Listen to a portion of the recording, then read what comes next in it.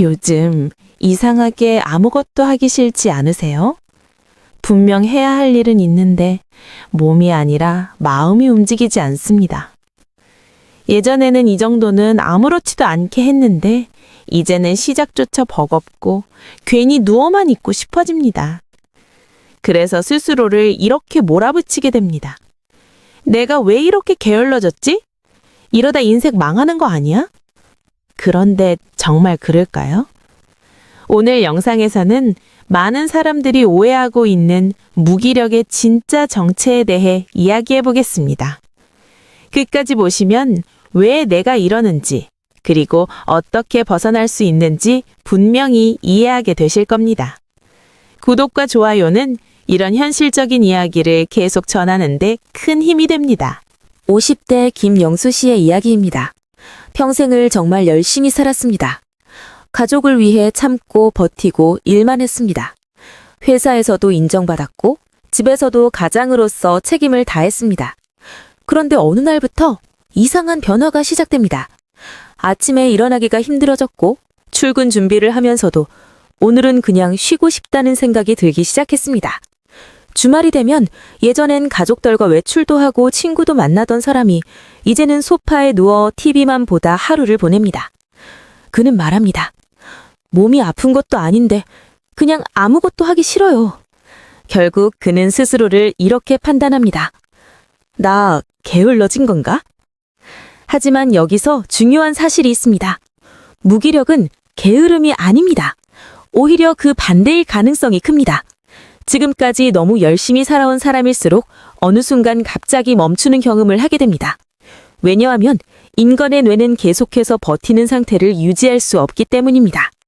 쉽게 말해 지금 당신의 상태는 쉬고 있는 게 아니라 그동안 쌓인 피로가 터지고 있는 상태입니다. 특히 40대 후반, 50대 이후에는 이 현상이 더 강하게 나타납니다. 왜냐하면 삶의 목표가 흐려지기 시작하기 때문입니다. 아이들은 다 컸고 직장도 어느 정도 안정됐고 더 이상 달려야 할 이유가 희미해집니다. 그 순간 마음은 방향을 잃게 됩니다. 무기력의 가장 큰 원인은 의지가 약해서가 아닙니다. 의미가 사라졌기 때문입니다. 사람은 목표가 있을 때 움직입니다. 해야 할 이유가 분명할 때 힘이 납니다. 하지만 목표가 사라지면 뇌는 에너지를 아끼려고 합니다. 그래서 이런 생각이 들기 시작합니다. 굳이 이걸 왜 하지? 안 해도 되지 않나? 이건 이상한 게 아니라 지극히 정상적인 반응입니다. 또 하나 중요한 이유는 감정의 소진입니다. 평생 참고 살아온 사람일수록 어느 순간 감정이 바닥나 버립니다. 이걸 우리는 흔히 번아웃이라고 부릅니다. 혹시 이런 경험 있으신가요? 해야 할 일이 있는데 계속 미루게 된다. 쉬어도 쉬는 느낌이 없다. 사람 만나는 것도 부담스럽다. 예전처럼 즐겁지가 않다. 이 중 하나라도 해당된다면 지금 당신은 게으른 게 아닙니다. 이미 많이 지친 상태입니다.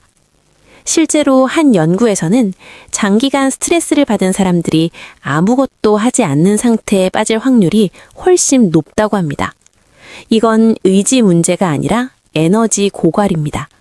마치 배터리가 방전된 핸드폰처럼 충전이 필요한 상태인 겁니다. 그렇다면 어떻게 해야 할까요?